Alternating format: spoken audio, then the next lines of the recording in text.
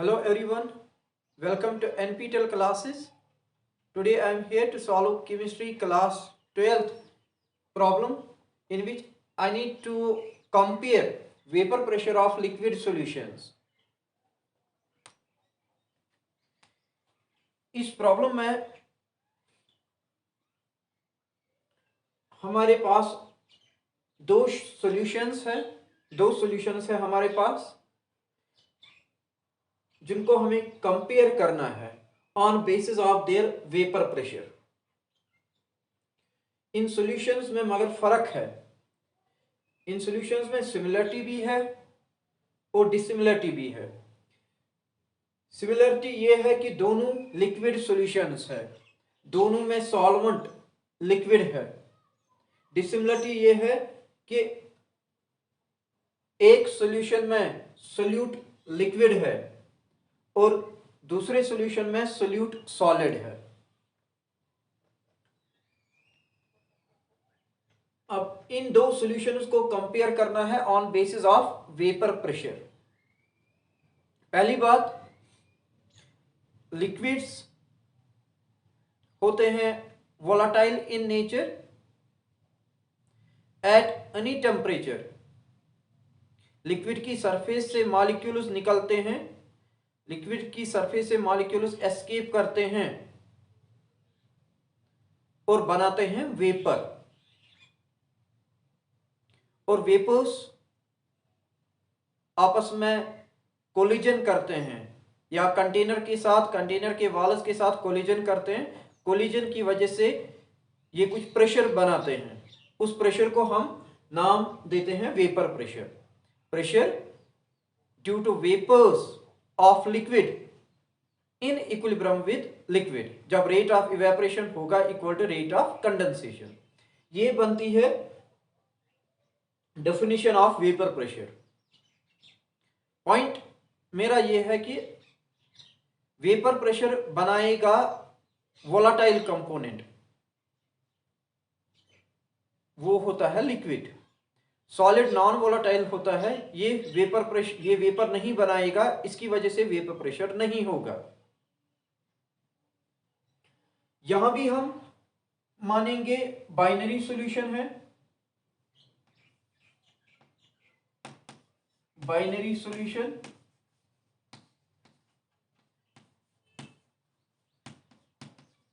इस binary solution में solute को हम रिप्रेजेंट करेंगे 2 से और सॉल्वेंट को रिप्रेजेंट करेंगे 1 से। सोल्यूट लिक्विड है, ये ऑलरेडी मैंने लिखा है कि इस सॉल्यूशन में सोल्यूट भी लिक्विड है और सॉल्वेंट भी लिक्विड है। जस्ट सोल्यूट की रिप्रेजेंटेशन है 2, सॉल्वेंट की रिप्रेजेंटेशन है 1। क्योंकि सोल्यूट लिक्विड है इसलिए ये वोलाटाइल कंपोनेंट है सॉल्यूशन में, ये वेपर बनाएगा। उन वेपर्स की वजह से वेपर प्रेशर कंट्रीब्यूशन होगा, सॉल्यूशन के वेपर प्रेशर को कुछ कंट्रीब्यूशन मिलेगा। क्योंकि सॉल्वेंट भी वोलाटाइल कंपोनेंट है, बीइंग लिक्विड, ये भी वेपर बनाएगा, इसका भी वेपर प्रेशर बनेगा। सॉल्वेंट के वेपर प्रेशर का कंट्रीब्यूशन मिलेगा to the total vapour pressure of solution.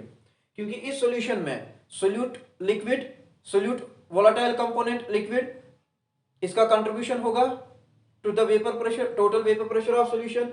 Solvent liquid volatile component, इसका भी वेपर प्रेशर कंट्रीब्यूशन रहेगा to the total vapour pressure of solution.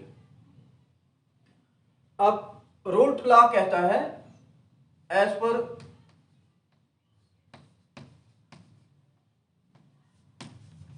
पर रोल्ट्स लॉ,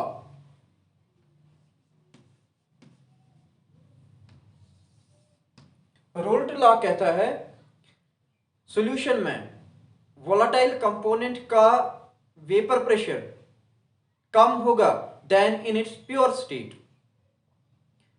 सॉल्यूशन में लिक्विड का वेपर प्रेशर कम होगा than in its pure state, और solution में एक वोलाटाइल कंपोनेंट का वेपर प्रेशर डिपेंड करेगा इसका कितना अमाउंट, इसका कितना क्वांटिटी, इसकी कितनी क्वांटिटी, इसका कितना मोल फ्रैक्शन है सॉल्यूशन में।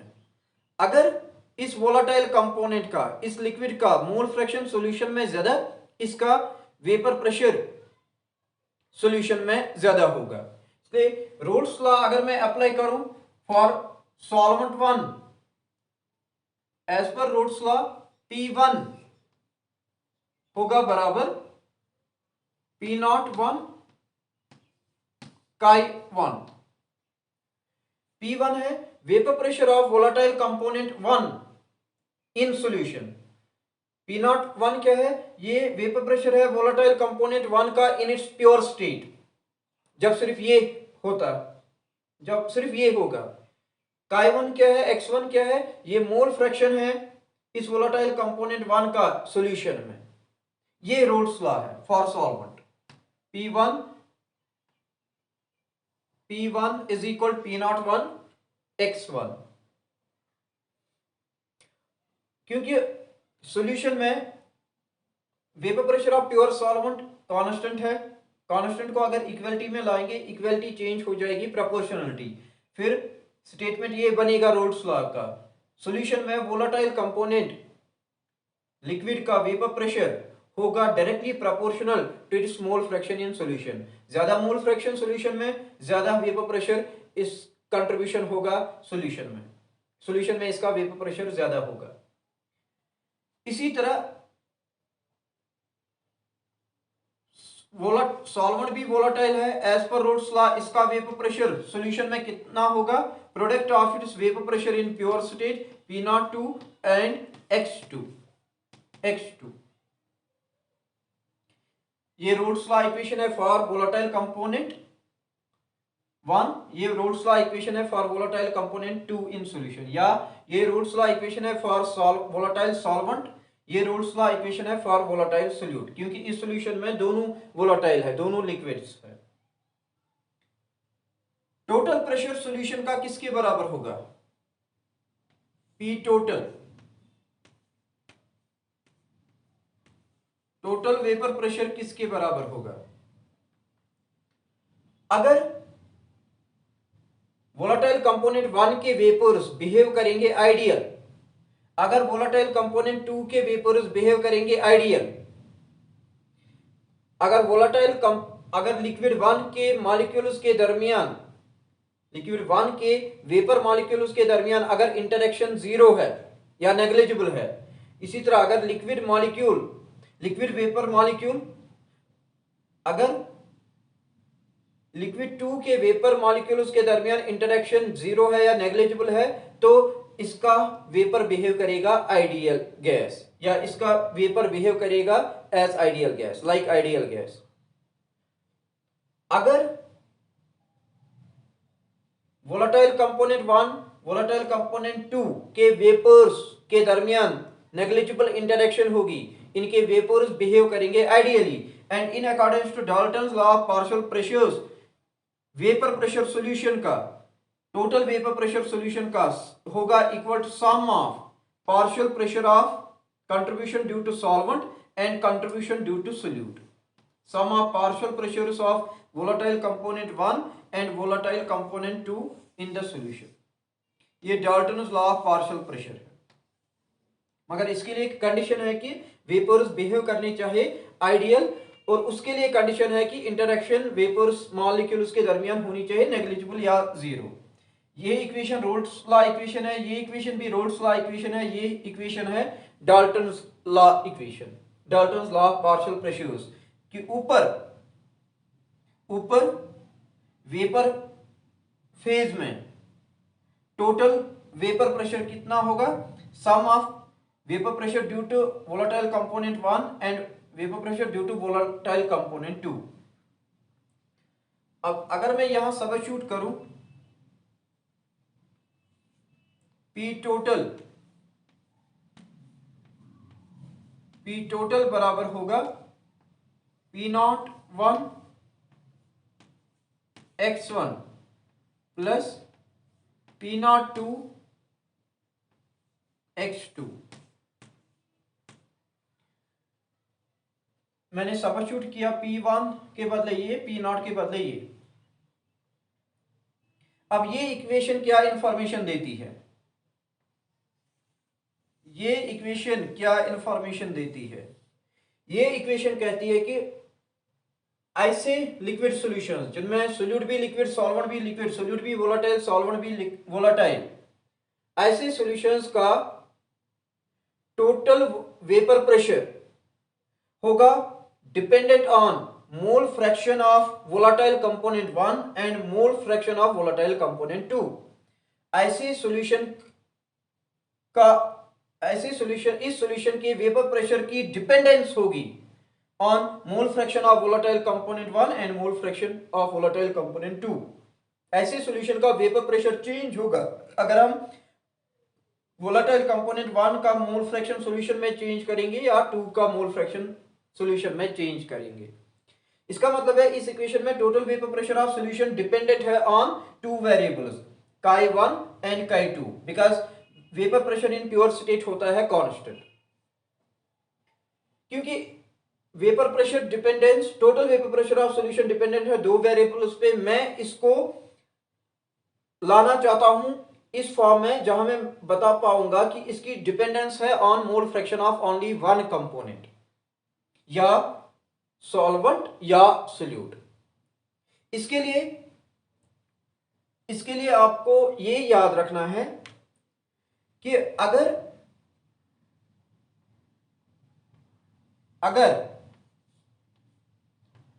P02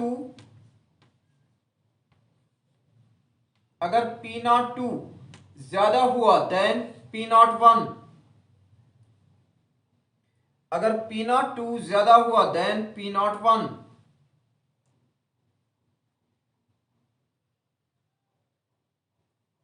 इसका मतलब है वोलाटाइल कंपोनेंट 2 लिक्विड 2 ज्यादा वोलाटाइल है, इसका नेचर ज्यादा वोलाटाइल नेचर है then liquid 1।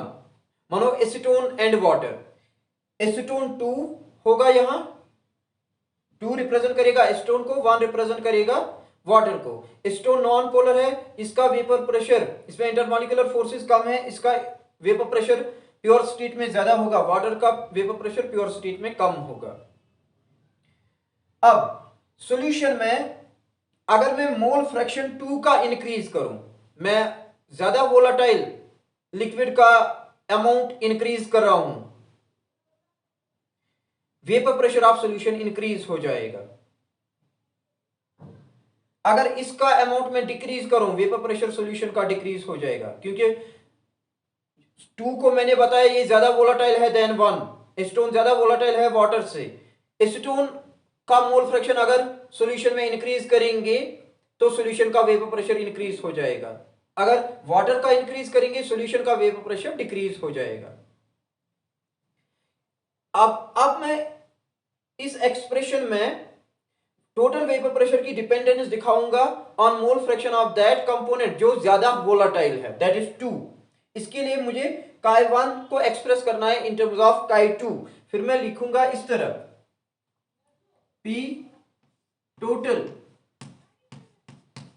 is equal P01 1 minus x2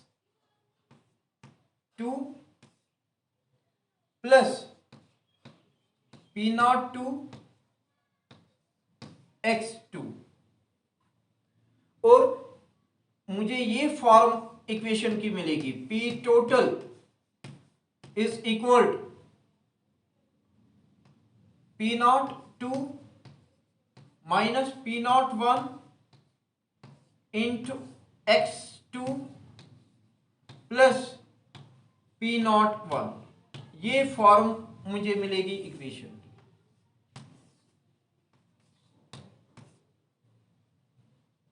अब इसको मैं रखूंगा इक्वेशन 1, इसको मैं रखूंगा इक्वेशन 2 और इसको मैं रखूंगा इक्वेशन 3। ये इक्वेशन है of the form y equal to mx, ये भी है of the form y equal to mx, ये है of the form y is equal to mx plus c। तीनों इक्वेशंस है स्ट्रेट लाइंस की, मगर इन दो इक्वेशंस में स्ट्रेट लाइन पास हो जाएगी थ्रू ओरिजिन। यहां स्ट्रेट लाइन का कुछ इंटरसेप्ट होगा ऑन y एक्सिस, वो होगा P01। अब ग्राफिकल रिप्रेजेंटेशन हम इसकी इस तरह दिखा सकते हैं।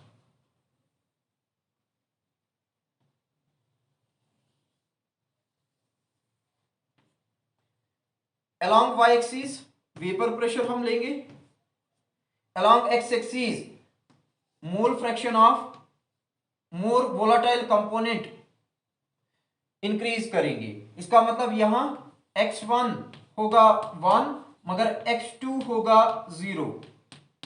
यहां मोल फ्रैक्शन ऑफ सॉल्वेंट होगा 0 मगर मोल फ्रैक्शन ऑफ सोल्यूट होगा 1, क्योंकि बाइनरी सॉल्यूशन में sum of mole fractions, binary solution में sum of mole fractions x1 plus x2 होता है इक्वल टू 1।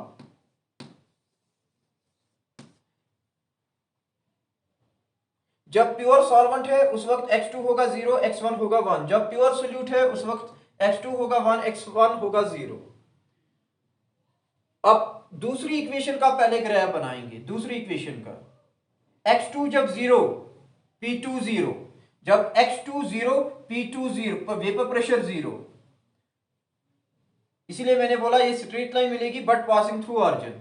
अब x2 का मैक्सिमम वैल्यू है 1 मल्टीप्लाइड बाई P02 होगा, इसलिए vapour pressure of volatile component 2 in solution का मैक्सिमम वैल्यू उस टाइम होगा P02।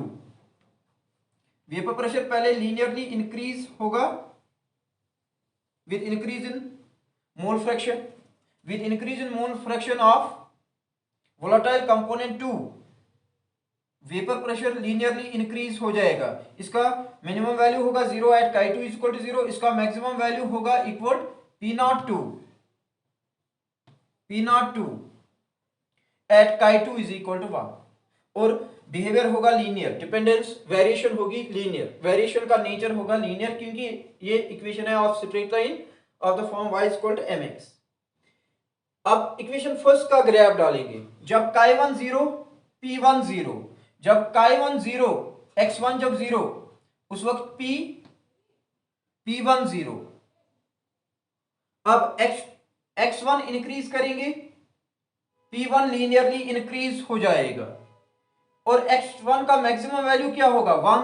जब x1 का मैक्सिमम वैल्यू 1 होगा, P1 का मैक्सिमम वैल्यू आएगा P01 इस तरह। ये भी स्ट्रेट लाइन इस तरह, या if I mean write correctly, क्योंकि मुझे दिखाना है मोर वोलाटाइल कंपोनेंट का वेपर प्रेशर प्योर स्टेट में ज्यादा होगा, लेस वोलाटाइल कंपोनेंट का vapour pressure in pure state कम होगा, फिर इस तरह आइडियल है। ये चीज है और ये वैल्यू होगा, ये मैक्सिमम वैल्यू होगा, ये होगा इक्वल P01।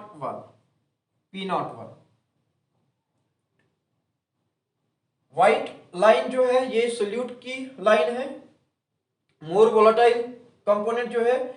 येलो लाइन जो है ये सॉल्वेंट की लाइन है, लेस वोलाटाइल कंपोनेंट जो है। और ग्राफ से भी आपको पता चलेगा P01 का वैल्यू ऑन y एक्सिस कम है देन P02, क्योंकि 1 लेस वोलाटाइल है, 2 मोर वोलाटाइल है, इसलिए 1 का वेपर प्रेशर प्योर स्टेट में कम होगा, 2 का वेपर प्रेशर प्योर स्टेट में ज्यादा होगा। अब total vapour pressure of solution की क्या डिपेंडेंस होगी on mole fraction of volatile component 2, more volatile component. ये हमें प्लॉट, इसका प्लॉट हमें डालना है। जब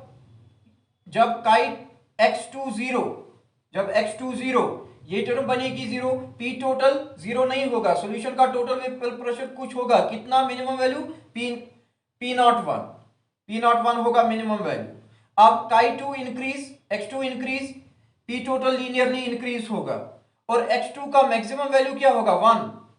उस स्टेज पे P01 और P01 कैंसल, मैक्सिमम वैल्यू होगा P02। तो यहां भी स्ट्रेट लाइन आएगी इस तरह। तीनों स्ट्रेट लाइंस है, मगर पहली दो में प्योर सॉल्वेंट की पास होती है थ्रू ओरिजिन, और सॉल्यूशन की ओरिजिन की थ्रू पास नहीं होती है। उसका minimum value chi2 is equal to 0 पे है P01, और maximum value chi2 is equal to 1 पे है P02। और ये बिहेवियर सोल्यूट फॉलो करेगा रोल्स लॉ, सॉल्वेंट फॉलो करेगा रोल्स लॉ, सॉल्यूशन फॉलो करेगा combined Dalton's law and Raoult's law. तो वेपर प्रेशर ग्राफ, इस vapour pressure versus mole fraction graph इस टाइप का आएगा, स्ट्रेट लाइन। इसको कहते हैं हम आइडियल बिहेवियर। ये आइडियल बिहेवियर होगा क्योंकि वेपर्स बिहेव कर रहे हैं आइडियली। अब हमें कंपैरिजन में यहां डालना है, यहां भी बाइनरी सॉल्यूशन होगा, बाइनरी सॉल्यूशन।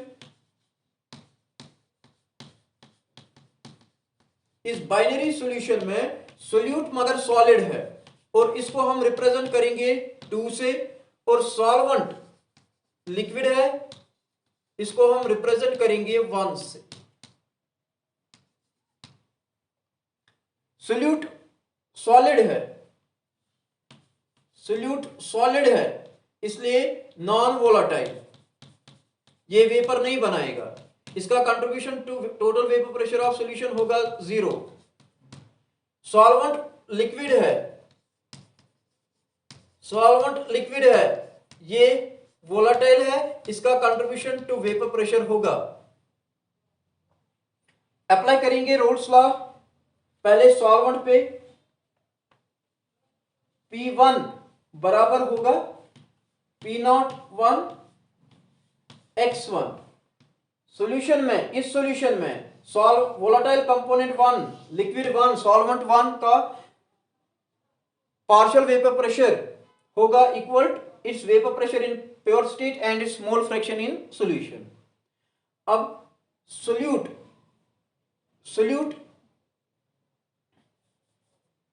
क्योंकि नॉन वोलाटाइल है, ये वेपर नहीं बनाएगा, इसका vapour pressure, partial vapour pressure solution में होगा 0। ऊपर वेपर फेज में वेपर्स सिर्फ सॉल्वेंट के होंगे, लिक्विड के होंगे, सॉलिड सोल्यूट के नहीं होंगे। अब एज पर Dalton's law total pressure of solution किसके बराबर होना चाहिए? Solvent, contribution due to solvent and contribution due to solute. मगर यहां सोल्यूट कितना वेपर प्रेशर को कंट्रीब्यूट कर रहा है? 0। इसलिए vapour pressure of solution has contribution only due to vapour pressure of solvent. इसलिए वेपर प्रेशर ऑफ इस सॉल्यूशन में ये इंपॉर्टेंट है कि vapour pressure of such solutions in which solute is solid and solvent is liquid, vapor pressure of such solutions is equal to partial vapor pressure of solvent in the solution. And as per Rolle's law, partial pressure of solvent in solution किसके बराबर होता है? P total बराबर होगा P01 x1, P01 x1। Solution में अगर हम volatile component solvent liquid का मोल फ्रैक्शन इंक्रीज करेंगे, सॉल्यूशन का total pressure vapour pressure increase हो जाएगा। जिस टाइम हम सॉल्वेंट का मोल फ्रैक्शन इंक्रीज कर रहे हैं, उस टाइम हम नॉन वोलाटाइल कंपोनेंट का मोल फ्रैक्शन डिक्रीज कर रहे हैं, उससे total vapour pressure of solution increase हो जाएगा। इसलिए इस सॉल्यूशन का वेपर प्रेशर जो है उसको कंट्रीब्यूशन मिलेगा only due to vapour pressure from solvent, और किसके बराबर होगा? Partial vapour pressure of solvent in solution, वो किसके बराबर होता है? As per Raoult's law P01 x1।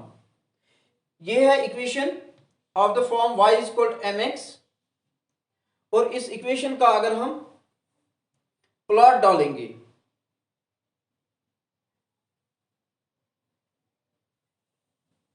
यहां से vapour pressure of solution P total, P है वेपर प्रेशर, P टोटल, और यहां से x1 का वैल्यू होगा 0, और यहां x1 का वैल्यू होगा 1। पैरेलल लाइन डालेंगे तो y एक्सिस जो रिप्रेजेंट करेगी y एक्सिस को। अब जब x1 0 p टोटल 0, तो यहां से स्टार्ट होगा, ऑरिजिन से स्टार्ट होगी line, x1 increase, p total linear increase दिखाएगा, लीनियर इंक्रीज। x1 का मैक्सिमम वैल्यू है 1, p टोटल का मैक्सिमम वैल्यू होगा equal to p01, vapour pressure of pure solvent. x1 का मतलब 1 मींस सोल्यूट है ही नहीं, नॉन वोलेटाइल सोल्यूट है ही नहीं, सिर्फ वोलेटाइल सॉल्वेंट है। इस वक्त सॉल्यूशन का वेपर प्रेशर का मैक्सिमम वैल्यू होगा equal to vapour pressure of pure solvent p01। ये आता है comparison vapour pressure versus mole fraction graph में। यहां vapour pressure versus mole fraction graph इस टाइप का होगा, यहां vapour pressure versus mole fraction graph इस टाइप का होगा। यहां सॉल्यूशन की वेपर प्रेशर को कंट्रीब्यूशन मिलेगा दोनों से, solute as well as solvent. यहां और दोनों के मोल फ्रैक्शन चेंज होने से सॉल्यूशन का वेपर प्रेशर चेंज हो जाएगा। यहां सॉल्यूशन के वेपर प्रेशर को कंट्रीब्यूशन मिलता है ओनली ड्यू टू सॉल्वेंट, और बराबर होता है इसका vapour pressure in pure state multiplied by it's mole fraction in solution. Solvent का मोल फ्रैक्शन सॉल्यूशन में ज्यादा, वेपर प्रेशर सॉल्यूशन का ज्यादा होगा। Minimum value 0, maximum value equal to vapour pressure of pure solvent. अब विजुअलाइज करेंगे surface पे इस सॉल्यूशन में, इस सॉल्यूशन की, अगर ये सॉल्यूशन है, इस सॉल्यूशन की सरफेस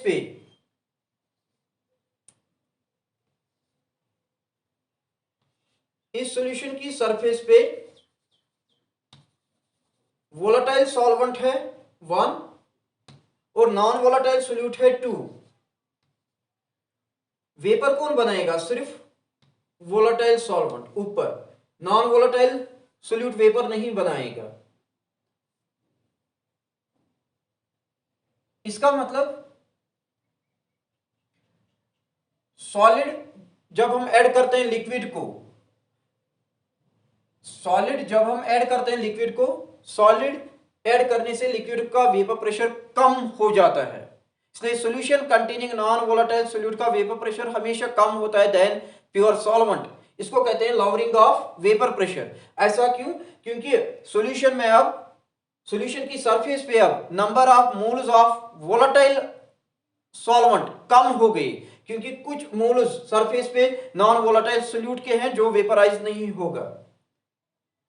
और जितना हम ज्यादा नॉन वोलेटाइल सॉल्यूट डालेंगे उतना सरफेस पे ज्यादा मॉलिक्यूल्स आएंगे नॉन वोलेटाइल सॉल्यूट के, वोलेटाइल मोल्स कम हो जाएंगे, वेपर कम बनेगा, सॉल्यूशन का वेपर प्रेशर उतना ही कम हो जाएगा। Solution containing non volatile solute, इसका वेपर प्रेशर कम होता है देन प्योर सॉल्वेंट। और कम क्यों होता है? Because of presence of non volatile solute. अगर कम नॉन वोलेटाइल सॉल्यूट डालेंगे लॉवरिंग ऑफ वेपर प्रेशर कम होगा, अगर ज्यादा नॉन वोलेटाइल सॉल्यूट डालेंगे लॉवरिंग ऑफ वेपर प्रेशर ज्यादा होगा। इसलिए मैं वेपर प्रेशर ऑफ सॉल्यूशन कम होता है देन प्योर सॉल्वेंट। और कम क्यों होता है? Because of presence of solute, because of quantity और अमाउंट और मोल fraction of solute, non volatile solute. इसलिए मेरी डिजायर है कि काई 1 के को मैं एक्सप्रेस करूं इन टर्म्स ऑफ काई 2। इक्वेशन क्या बनेगी? P total is equal P01 into 1 minus x2। Equation क्या बनेगी? P total is equal P01 minus P01 x2। Equation बनेगी P01 minus P total is equal P01 x2। ये equation important equation है। अब देखो आरएचएस साइड में काई 2 positive है, मोल फ्रैक्शन ऑफ सोल्यूट पॉजिटिव है, P01 पॉजिटिव है, इसलिए एलएचएस साइड भी पॉजिटिव होना है। एलएचएस साइड एक ही सूरत में पॉजिटिव होगा जब P01 ज्यादा होगा देन ज्यादा होगा P टोटल से। क्योंकि RHS side positive, LHS side भी पॉजिटिव होगा। एलएचएस साइड पॉजिटिव कब आएगा? जब पी टोटल सॉल्यूशन का जब वेपर प्रेशर कम होगा देन प्योर सॉल्वेंट। इस चीज को नाम क्या देते हैं? इसको हम नाम देते हैं लॉवरिंग ऑफ वेपर प्रेशर। इसको हम नाम देते हैं लॉवरिंग ऑफ वेपर प्रेशर। और ये लॉवरिंग ऑफ वेपर प्रेशर किसके बराबर होता है? Difference between vapour pressure of pure solvent and solution. अब इसकी क्या lowering of vapour pressure P0 1 minus P total, इसकी क्या डिपेंडेंस है on mole fraction of non volatile solute. अब देखो P0 1 कांस्टेंट है, कांस्टेंट को इक्वलिटी में इक्वलिटी चेंज हो जाएगी इनटू प्रोपोर्शनलिटी। ये इंपॉर्टेंट इंफॉर्मेशन है। ये इंफॉर्मेशन मुझे कहती है कि अगर मैं ज्यादा नमक या शुगर डालूंगा पानी में, लॉवरिंग ऑफ वेपर प्रेशर ज्यादा होगा। लॉवरिंग ऑफ वेपर प्रेशर ज्यादा होगा मतलब पी टोटल ज्यादा कम होगा देन प्योर सॉल्वेंट। अगर ज्यादा नमक या शुगर डालेंगे पानी में, लॉवरिंग ऑफ वेपर प्रेशर उतना ही ज्यादा होगा, ये डिफरेंस उतनी ही बढ़ जाएगी। अब इस डिफरेंस में ये है कांस्टेंट, डिफरेंस बढ़ने का मतलब पी टोटल कम हो रहा है, सॉल्यूशन का वेपर प्रेशर कम हो रहा है। इसलिए ज्यादा नमक डालेंगे, ज्यादा शुगर डालेंगे, सॉल्यूशन का वेपर प्रेशर और ज्यादा कम हो जाएगा। कम डालेंगे कम वेपर प्रेशर सॉल्यूशन का कम ही रिड्यूस या डिक्रीज हो जाएगा। ज्यादा डालेंगे ज्यादा डिक्रीज हो जाएगा। और यहां से मैं निकाल सकता हूं, इस P0 1 को मैं नीचे ले सकता हूं, यहां से इक्वेशन मिलेगी ये P0 1 minus P total divided by P0 1 is equal to chi 2। LHS side क्या है? P0 1 minus P total lowering of vapour pressure. Lowering of vapour pressure को मैंने रिलेट किया with vapour pressure of pure solvent, ये बना relative lowering of vapour pressure. और equation क्या कहती है? Relative lowering of vapour pressure होगा equal to mole fraction of non volatile solute. अगर नॉन वोलेटाइल सॉल्यूट का मोल, अगर सॉलिड का मोल फ्रैक्शन सॉल्यूशन में ज्यादा, रिलेटिव लॉवरिंग ज्यादा। अगर सॉलिड का मोल फ्रैक्शन सॉल्यूशन में कम, रिलेटिव लॉवरिंग कम। ये था कंपैरिजन दो सॉल्यूशंस का। दोनों लिक्विड सॉल्यूशंस थे, मगर एक था liquid in liquid solution, for example acetone in water. दूसरा था solid in liquid solution, for example sugar in water, glucose in water, NaCl in water. और ऑन बेसिस ऑफ इक्वेशंस भी डिफरेंस है, equations में भी डिफरेंस है, और graphical representation में भी डिफरेंस है। और सॉल्यूशन का मेन पॉइंट है, यहां सॉल्यूशन के वेपर प्रेशर को कंट्रीब्यूशन मिलता है, सॉल्यूट का भी सॉल्वेंट का भी यहां सॉल्यूशन की वेपर प्रेशर को कंट्रीब्यूशन मिलता है सिर्फ फ्रॉम सॉल्वेंट। और यहां इंपॉर्टेंट पॉइंट, एक और अल्टरनेट स्टेटमेंट रोल्स लॉ का ये आता है कि इस सॉल्यूशन में, solution containing non volatile solute, इसका वेपर प्रेशर कम होता है देन प्योर सॉल्वेंट। इसको हम नाम देते हैं लॉवरिंग ऑफ वेपर प्रेशर। ये बराबर होता है difference in vapour pressure of pure solvent and solution. ये डिपेंड करता है directly on mole fraction of non volatile solute. Mole fraction of non volatile solute ज्यादा, लॉवरिंग ऑफ वेपर प्रेशर ज्यादा, solution का वेपर प्रेशर उतना ही कम होगा।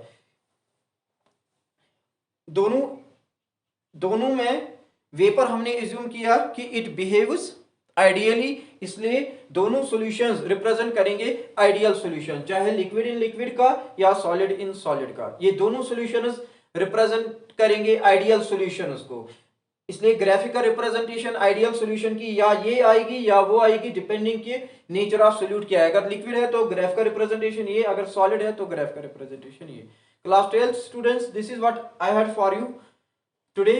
सी you day after tomorrow with one new chemistry problem. ये conceptual problem थी। Tomorrow is turn of class 11 students. अल्लाह हाफिज।